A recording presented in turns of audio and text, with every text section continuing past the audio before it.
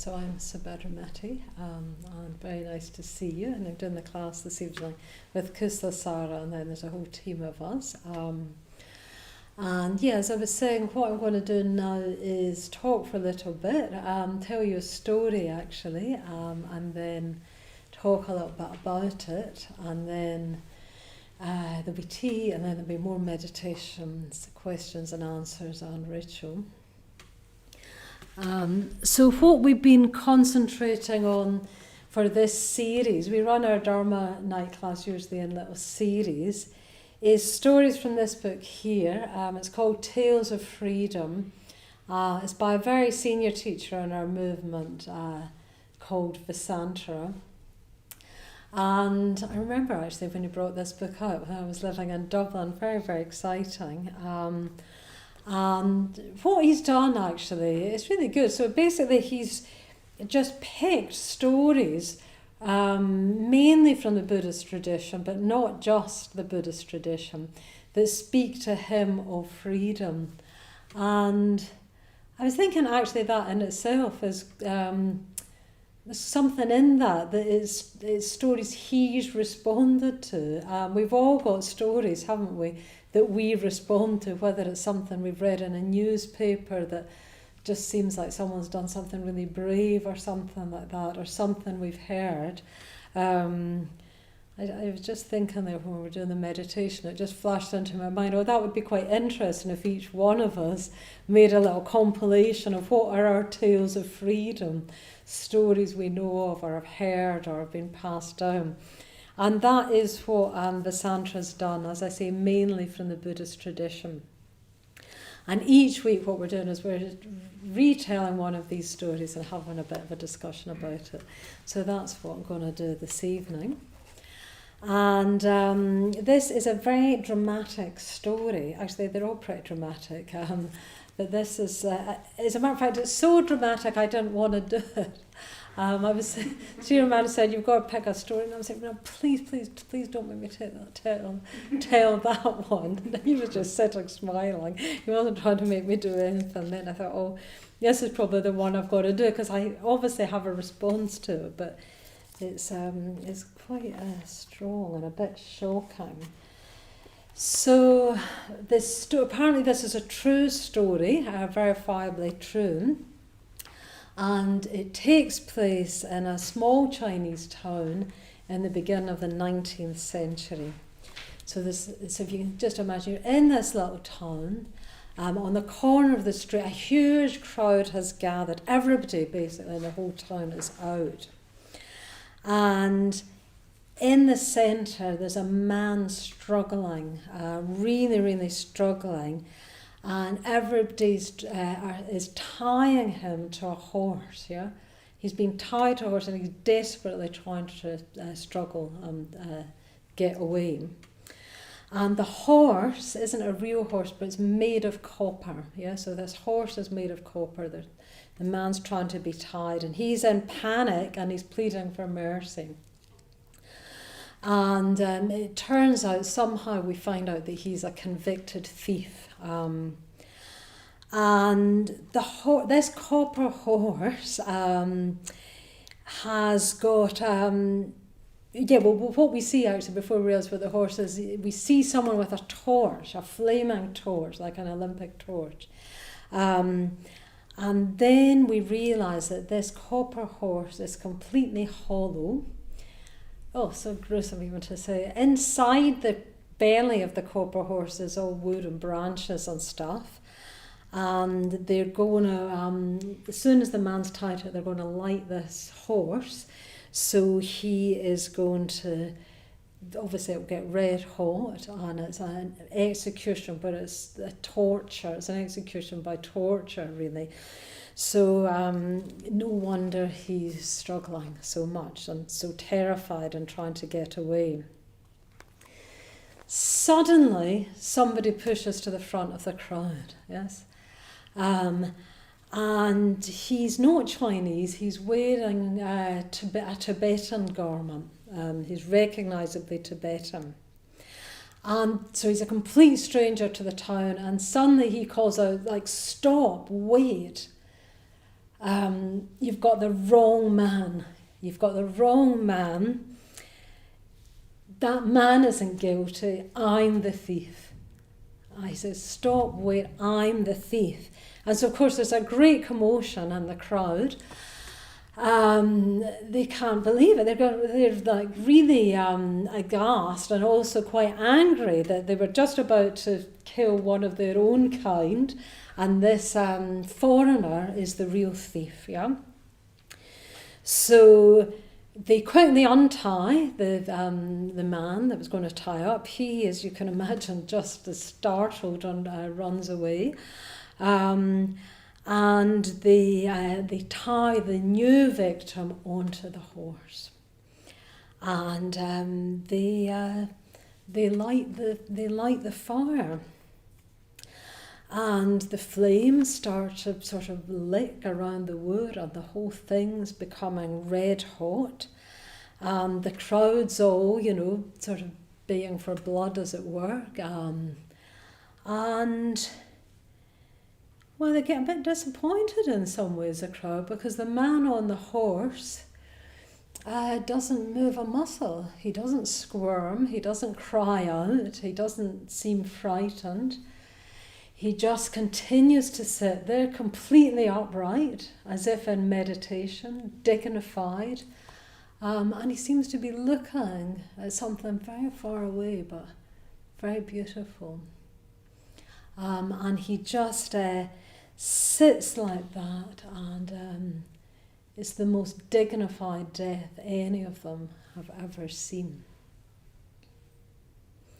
And you can imagine a sort of silence falling over the crowd. At first they're a bit disappointed, they're not getting the action they thought, but then something quite different happens.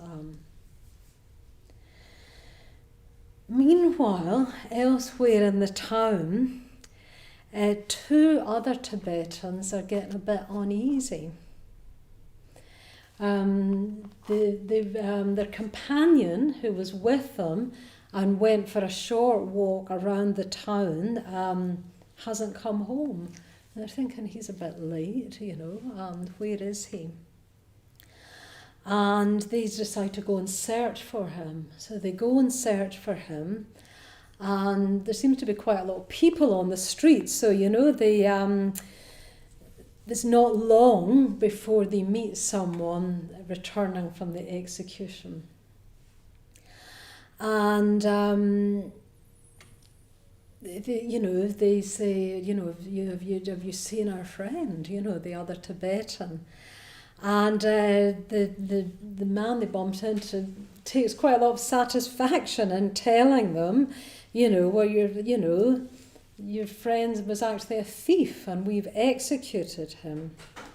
And then the 2 Tibetans, you can imagine, they just look at each other, sort of devastated, but sort of awestruck as well.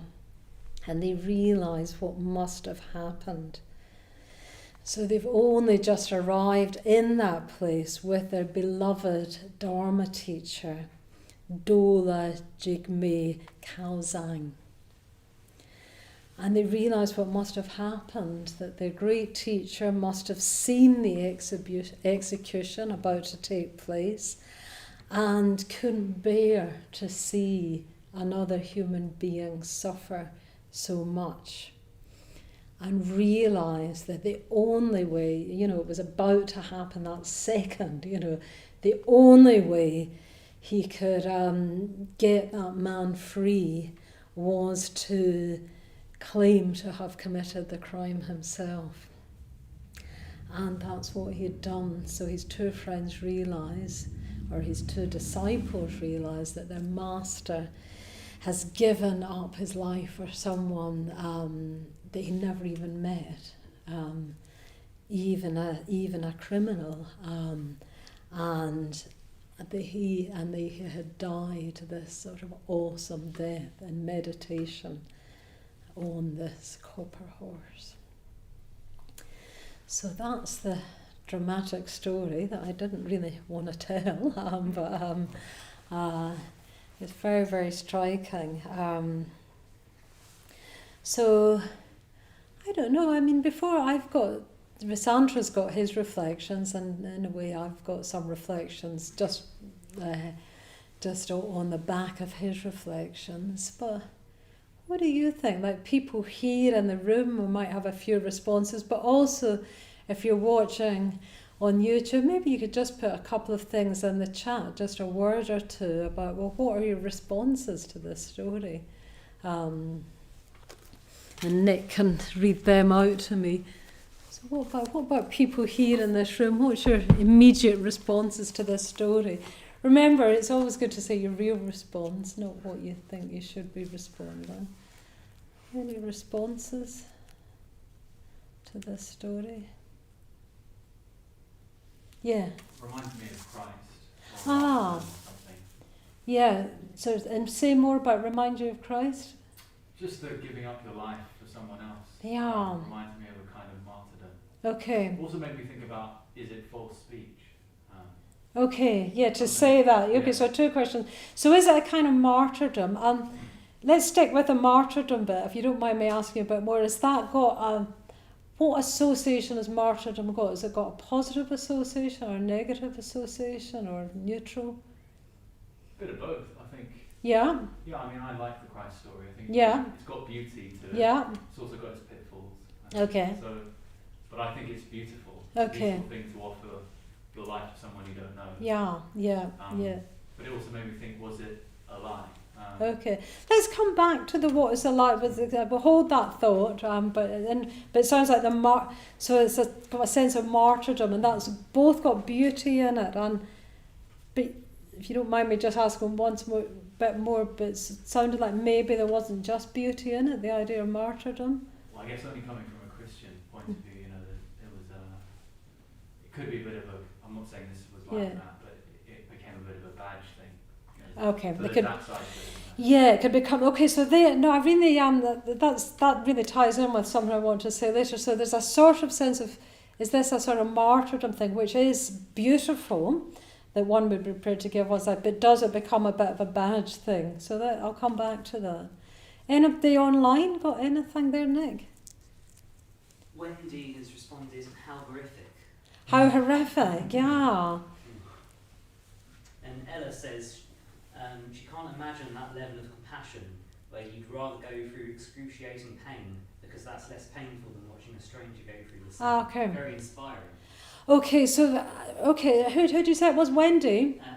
Ella and Wendy, yeah, and the so let me just make sure I've got that, because I think there's 2 things that you can't imagine. It's unimaginable, and I certainly feel that. Like, I can't imagine it. And then describing what, like, to prefer to feel pain yourself than watch someone else go through it. Yeah, that level of pain. I remember I did once give someone my last hay fever tablet, but that wasn't quite the same. Yeah. Anyway, let's have one more from. 2 more here. Okay. Yeah, Alison.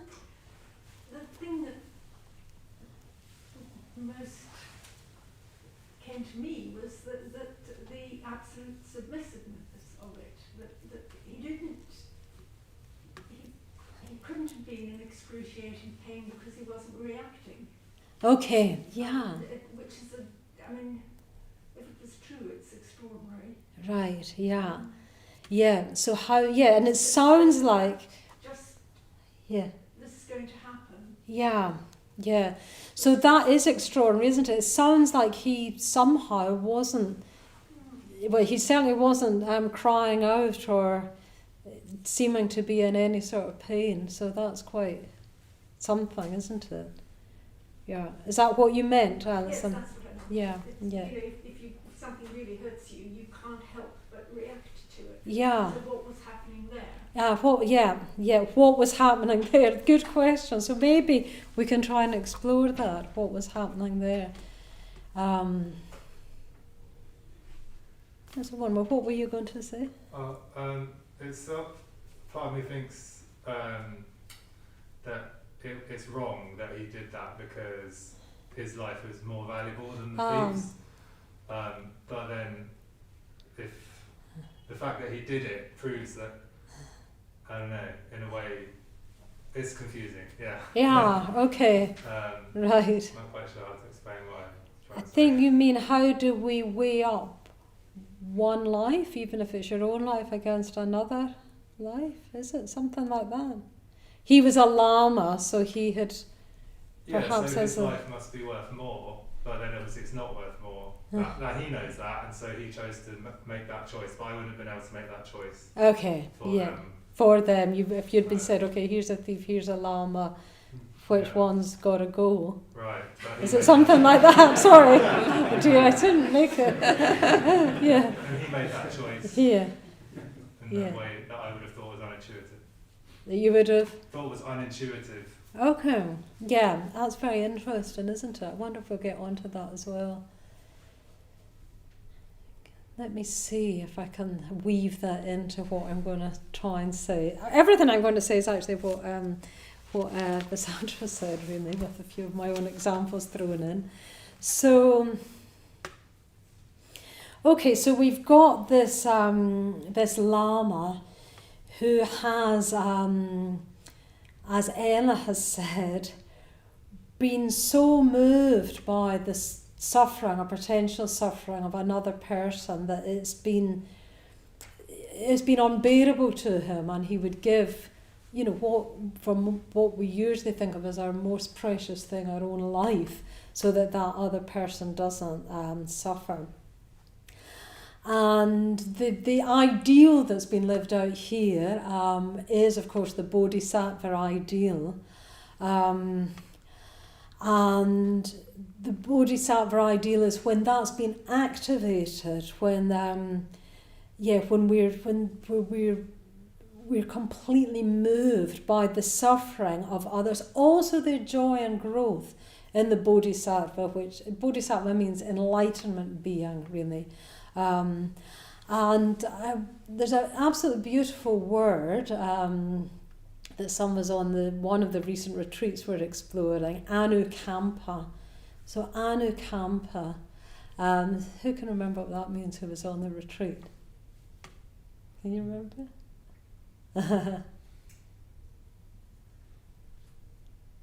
Shall I tell you? You've nearly got it. Means to tremble with, yeah? Yeah, to tremble with. So anukampa is a Buddhist word. It means to tremble with. It's very like our notion of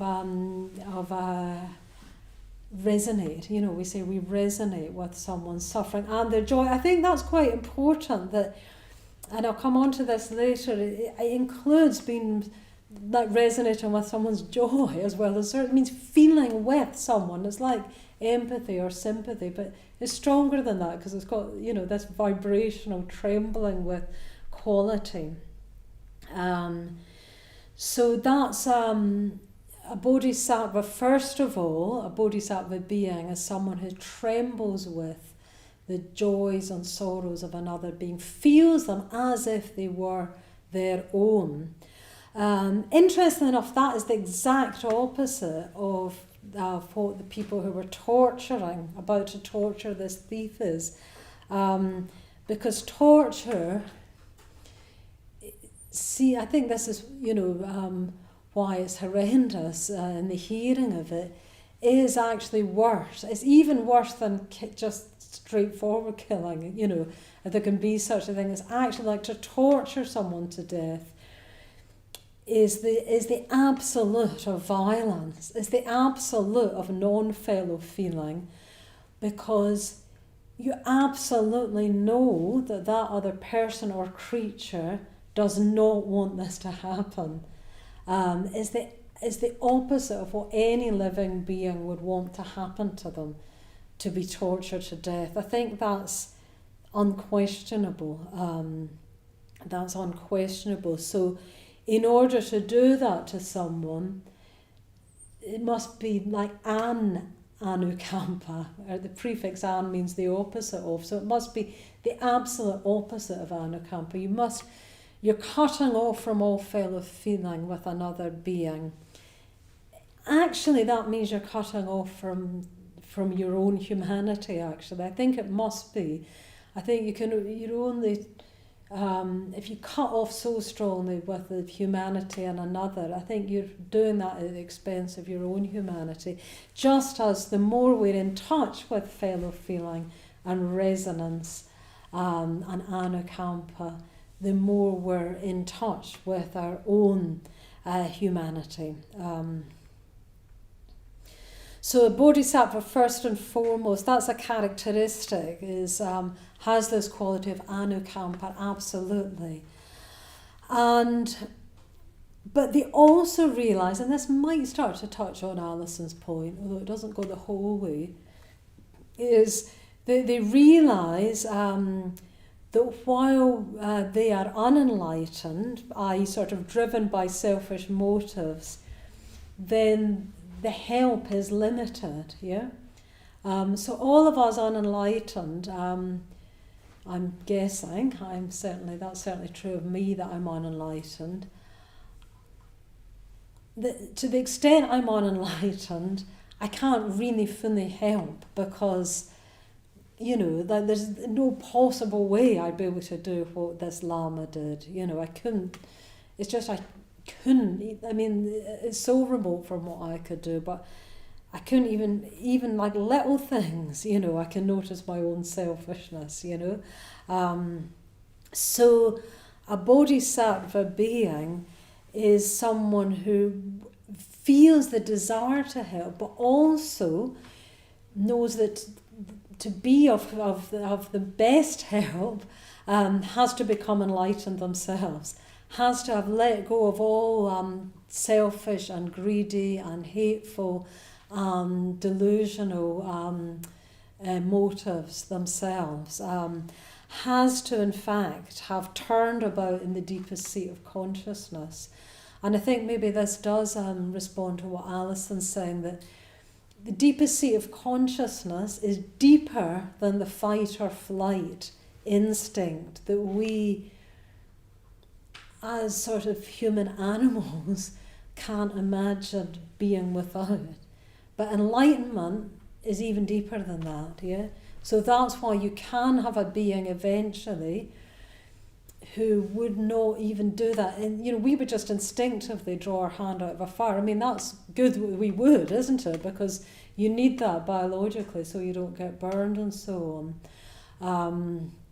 But it's possible, we're told, to turn about in an even deeper seat of consciousness than that, so that the will to enlightenment for the sake of all beings is even stronger than that, which, to be honest, to me is, from this point of view, unimaginable so far. I was listening to the latest Poetry East, Maitreya Bandhu's birthday reading. Really, really worth listening to if you weren't here or didn't listen to it. He's reading poetry, but he's talking about the art of poetry, and he's talking about Cézanne and Cézanne's paintings. And he says in the course of that conversation with Jnanavacha, two friends and teachers here, that great artists do something that seems impossible, that unimagined. They've done something that nobody could have imagined doing. And he says that anything worth doing feels impossible. And he expands it much beyond art to life itself, that anything worth doing in life feels impossible. I found that quite inspiring. Because I was also thinking about this story and thinking, well, that seems impossible to me, but it wasn't impossible. This is a true story. It's not that long ago to be verifiably true. It was only in the 19th century.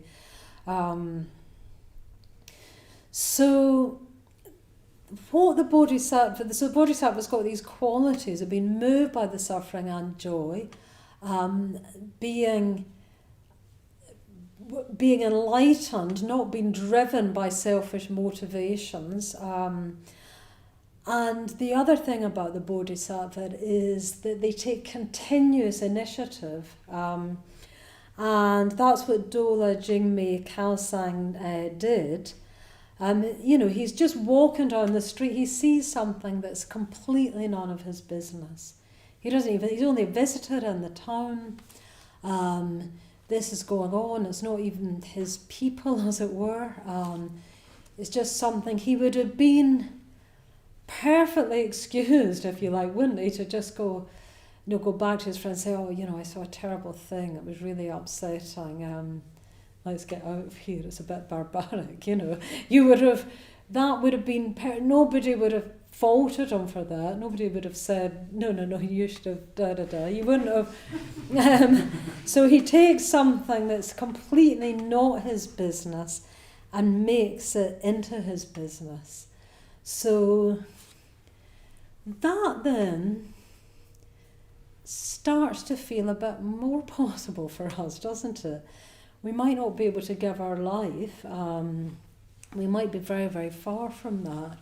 But when I think of, I could have a bit more initiative, I could not just base myself in what I usually do, of a sort of give and take, sort of exchange, that I'll do something if, I don't know, if it's my job or if I'm going to get something back even in a little way, or, I'll apologise to them as long as they apologise to me, or,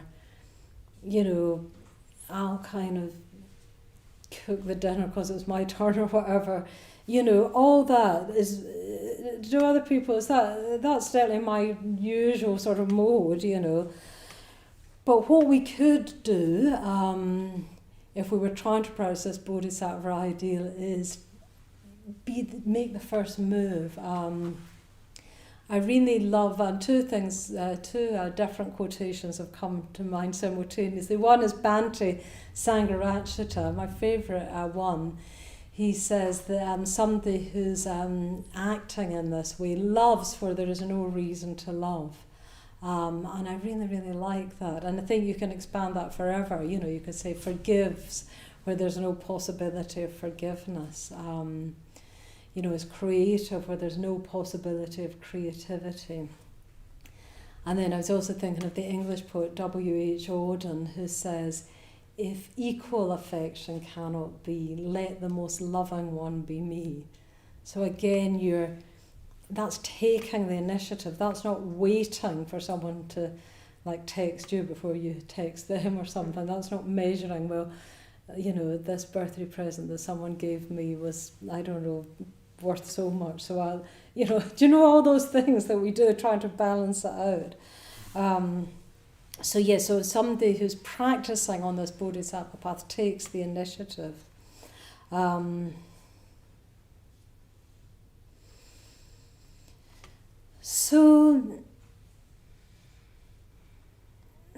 do I want to say next? I've got so many things I want to say. I want to say something about martyrdom, and I want to say a little bit more about this Anukampa. Maybe I'll just say a tiny bit more about this Anukampa. It's very, very important, and again, this is something we can cultivate in ourselves. Because it's there within us all. We all definitely have that as a capacity. That it is a function of being human, that we have that at least in potential as a capacity.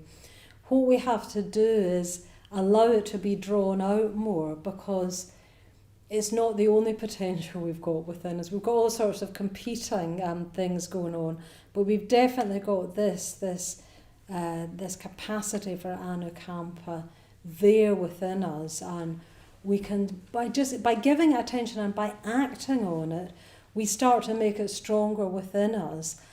And it's very, very important in the Buddhist life. It's for the whole of Buddhist ethics is based on, is this fellow feeling, this ability to resonate with.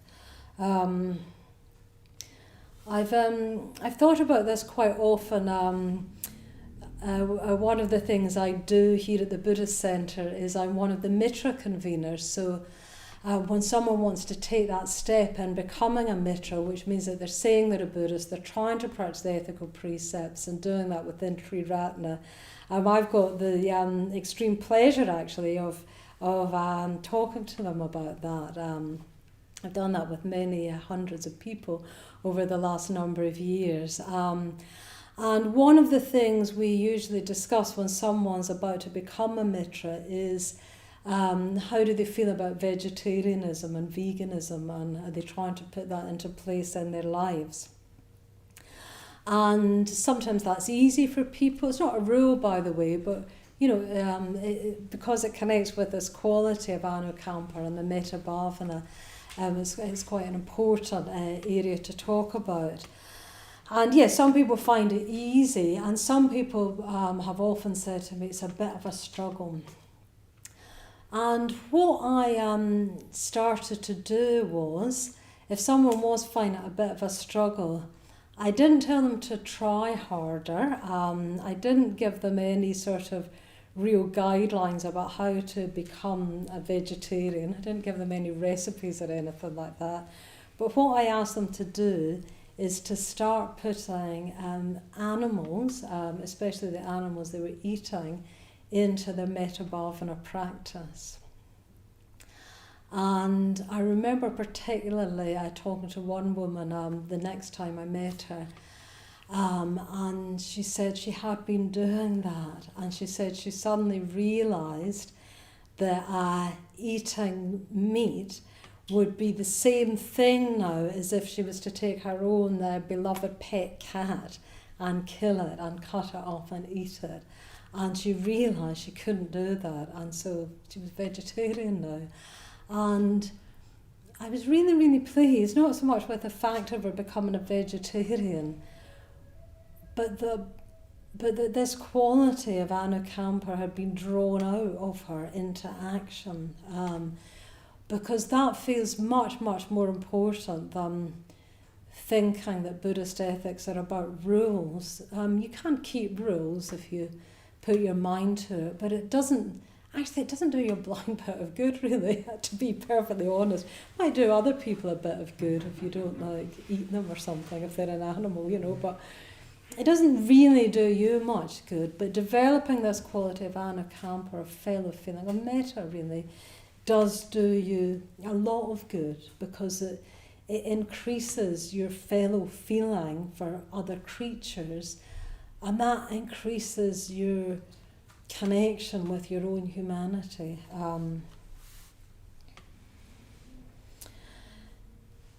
I thought that was very interesting what you said about martyrdom. I always wanted to be a martyr when I was a little girl, and I really had I had this book of saints, one for every day of the year, and I did think of, so it's interesting, it's used now again, in these days the way it's used is a bit, conjures up the image of something, somebody a bit, bedraggled and a bit put upon when we say martyr. But actually, I think like you, I've definitely got an image in some senses of martyrs as quite glorious, and who could withstand the fires of being burnt at the stake and sing hymns and all that. So I haven't got a totally negative association with martyrdom myself, except for what was the other thing you said? It was a bit like a badge. I think that's what makes the action of this great Tibetan Lama not martyrdom in that sense, because he's not seeking it out, He didn't go out that morning thinking, knowing that he'd have died by the end of the evening, and he didn't go out sort of seeking that. If the streets had been quite quiet, he would have been perfectly happy with that as well. They would have been equal to him in a way, going down the street quietly. No, if there was no one there, it wasn't that he was compelled to be some sort of glorious saint or something like that. He could have just quietly remained anonymous. I couldn't resist. I looked it up again in a story by Penelope Fitzgerald. I can't remember which one it is. The Russian one. Anyway, it's got this character called Beginning of Spring. It's got a character called Selwyn in it, and she says describing him that he's become spiritual and he's always casting about for a new misfortune so that he can sort of be helpful. And there's this other character called Frank. Anyway, Frank's an abandoned husband, his wife's just run off or something. And Selwyn can't be dissuaded from going to see Frank. And then the chapter ends with Frank, the abandoned husband, with his head in his hands. And it says, he could bear anything rather than determined unselfishness, which I thought was very, very funny. He could bear anything. So he's actually, he didn't mind his wife leaving him, but this determined unselfishness from Selwyn was more torturous. So it's not martyrdom in that sense. Banti talks about there is such a thing as compulsive altruism. So it's not where we've got to do good in order to feel good, Very unpleasant if you feel that you're on the receiving end of that, actually, isn't it? Anukampa is essentially responsive and sort of free, not sticky or something. Doma Jingma Katsang is not doing that. It's not sort of compulsive altruism, so it's not a badge of martyrdom. He's completely free. Yeah, he's completely free. It would have been just the same to him to give his life as to quietly walk down the street. It's because he's enlightened, death is irrelevant to him. And I mean, that might answer your kind of query as well, because if he is a bodhisattva, through his bodhisattva vow, he will be reborn countless times to keep helping beings. So that's the tradition, is that a bodhisattva can choose to be reborn. He's not compelled, or she's not compelled to be reborn like we unenlightened are, but can make that choice to just keep helping beings. So somewhere else, even now, he's probably still helping beings in some way. So he's completely free, and I thought I really like the title of this book, and I really like the cover. So I really like it. It's called Tales of Freedom, and I really like the tiger on the cover. And I thought it might be worth now more genuinely thinking about, well, what is freedom? Why is Vasantra chosen this story and the other stories as Tales of Freedom? And what is freedom?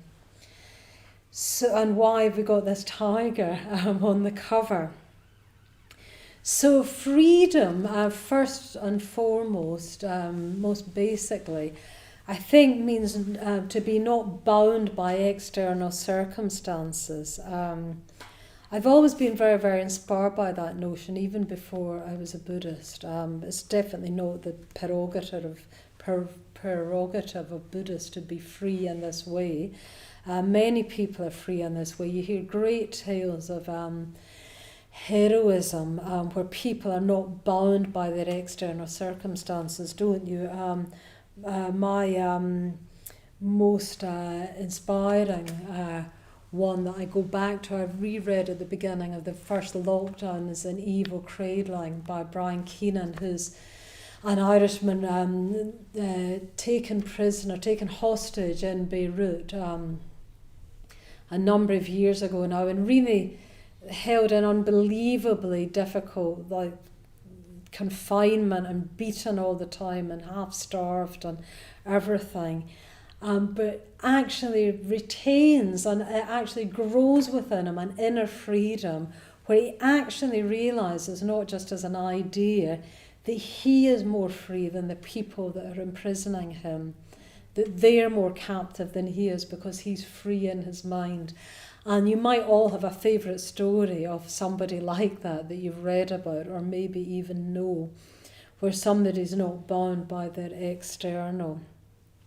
And I think the tiger speaks of that to me, because a tiger or a lion or an elephant maybe, they can completely roam freely in the jungle, because like nobody's going to get them, because like they're the tiger, you know, like they don't have to hide or be really quiet or anything. They can just roar, you know. If you're a lion or a tiger, you can just roar completely freely. I think that makes a metaphor for that. That's if you know you've got that freedom of mind. I mean, imagine that. Never to have to worry again what people think of you. Never to have to worry again what people's opinion of you is. Never to have to worry again, I don't know, who you're going to meet or what they're going to say to you, or even if somebody's really mean to you or even tries to harm you or hold you back in some way. You know in your mind they actually can't actually touch you, you know. But there's something freer in you. I just, you know, I think that's a lot to aspire to. So we need to, we're not bound by external circumstances when we're free, but also we're not bound by the internal sort of bonds of attachment and aversion for a start. Also ignorance, but if we start with attachment and aversion, they restrain us. I really liked something that Vasantara said in his book, because I really resonated with it. He said, when we're young, and those of you who are young enough to be young, you feel those often very violently, attachment and aversion, and it feels like they're just pulling you about. Vasantara says like wild horses. But then as we get older, which I certainly identify with, those more sort of violent forces, he says they transform into fear, inertia and love of comfort. And I just thought, oh no, you know, it's true, it's true. And I feel that actually, and I think the older one gets, the more active one has to be to work against, to work against inertia and love of comfort. And you know, it comes about quickly. I've tried to do that by living in residential communities with, you know, other people. At the moment there's 5 of us, but I lived with 12 people before. And that's quite good for not letting you, you know, get too comfortable, because you can never get your own way, you know. But even then, every now and then, I've just even that's not enough, and every now and then I have to actually go forth even from that and sort of go on the road a bit and just kind of give away all my stuff and stuff like that, and just try and, you know, not settle down. It's very, very strong. They're very, very strong, those forces of attachment and aversion, whether we feel them violently or whether more insidiously, perhaps as the older we get. But of course, attachment and aversion are based in ignorance, and what I said a minute ago, that like freeing ourselves of not being bound by external circumstances, and even freeing ourselves from attachment and craving and aversion, aren't exclusively Buddhist. All people who are trying to lead a creative life are doing that. I think what is the sort of hallmark of being Buddhist is that we're also trying to free us from ignorance. That's the basis of this, that pre-conscious ignorance that feels and thinks that there's a real me in here acting within a real world out there, as if they were 2 separate things.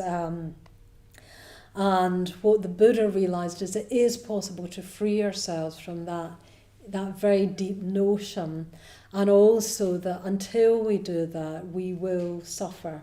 We will suffer. Because as soon as we've got a me in here, then we're driven to defend it. As soon as we've got this notion, which is a false notion according to the Buddha, if there's a real me in here, we've got to have a mind then. We've got to kind of think, well, this stuff and these ideas and everything is mine, to shore it up, and also to defend it against anything that threatens it. You can think of that as that defence, well, as actual walls of defence around us. I mean something much, much deeper than psychological defensiveness here. I mean sort of existential defensiveness. The Buddha's wisdom teachings attack that really and undo it, take the wall down sort of brick by brick, as it were. Because actually that defence wall is a prison. It stops us being free as we could be. That's what the Buddha would be looking at as it were, going, oh, what a shame. They think they're making themselves more safe, but they're actually imprisoning themselves. So the whole of Buddhist life really is lived to try and get out of that prison that we've created, out of our instinct to defend this false notion of a real me in here. But it's very, very hard to do because that notion is pre-conscious. We can't see it. It's like the eye trying to look at itself. We can't actually see it. But what the really very good thing is that, as well as direct wisdom reflection practices, that actually, which work to dismantle that, empathy, anukampa, and generosity, as it were, takes us outside the walls of self. Yeah, we feel that, don't we? Every time we are just spontaneously generous towards someone, it's like just for a moment we forget to be a me, Do you know that feeling? You sort of somehow you forget that I'm meant to be a me, defend myself against you.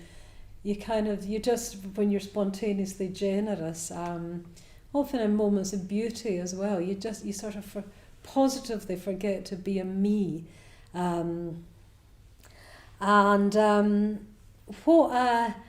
What Visandra encourages us to do is just to keep practicing in that way. Well, not just Visandra, the Buddha as well, to keep practicing in that way.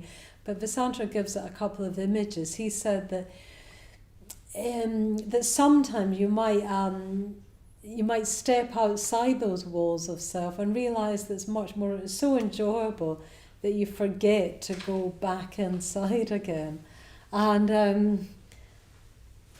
I think that's happened to me a couple of times. I don't know if you've ever had this before. Have you ever had that thing where you've forgotten you're supposed to be annoyed with somebody? I remember having that with a very good friend once, and we'd fallen out really badly. I mean, really, really badly. I was so upset with her, and I was thinking, that's it. She's betrayed me. I'm never that's, after all I've done for her, I'm now betrayed, I'm never going to speak to her again, sort of thing, all that kind of thing. And then we were in a meeting together, and I'm a bit long-winded when I try and speak, as hopefully you haven't noticed tonight, but I was trying to say something, and I couldn't kind of quite get it out. And I turned to her, and I said, what is it I'm trying to say? And she said it really well.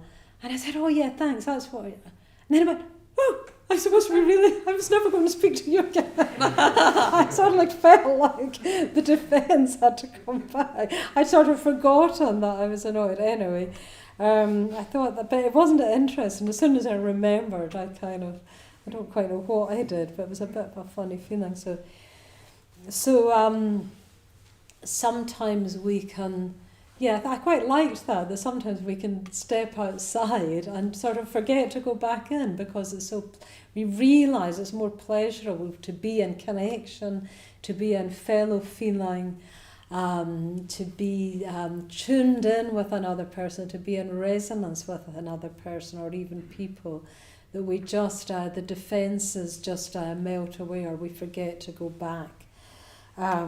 Also, of course, when we manage to step out, even momentarily, we see that there wasn't any wall. It was an illusion. The wall's like a one-way mirror. Sort of, is that right? It only works one way. The wall's only there when you're inside it. When you're outside it, it's not there anymore. It's not like then you see the wall that you look back in. It's just, you realise there never was a wall. Oh, how silly. I thought there was a wall, but it was this one-way mirror thing. It only goes one way. So once you step out, that's the feeling of those moments of step out. It's a relief and a release. You think, I don't need to keep repairing this wall. I'm out. So it's a freedom. So that's kind of hopefully brought us sort of full circle. We've had this extraordinary story, even kind of shocking story, definitely is shocking, that I didn't even want to tell, of something that we can't imagine. And it's right we can't imagine it because, only really an enlightened person could do that, what this great Lama did. But it gives us a vision. It gives us a vision of, as Ella said, what would that be like to love someone so much that you couldn't bear their suffering so much that you would be prepared to go in their stead? What would that be like? The fact we can even get a glimmer of imagining that, I think, is quite important, because we probably all had a little glimmer of that, especially with people we love very much, especially I think with children, if we want to alleviate the suffering. I imagine parents, I'm not a parent myself, maybe even do feel, certainly heard parents say they would give their life for their child, or they would, if they could take that suffering away from the child, they would do it, even if they could take it upon themselves. And maybe we've all had a little glimmer of that, where we think, if I could take that on myself, I would. That's anukampa, and that we can cultivate. We can just practice noticing, well, where does our heart respond? Where does our heart respond to another human being, another creature, and cultivate that. And we cultivate it by acting on it. And over time, it will become more and more who we are. We will more and more become a person without that very deep boundary, that we'll see that wall between ourselves and others, it was not a real wall, and actually it wasn't protecting us, it was actually imprisoning us. So that's practicing in the Bodhisattva way. That is something, that we really all can do, and that we all have done, and that we can just cultivate more by that great principle that whatever we pay attention to will grow.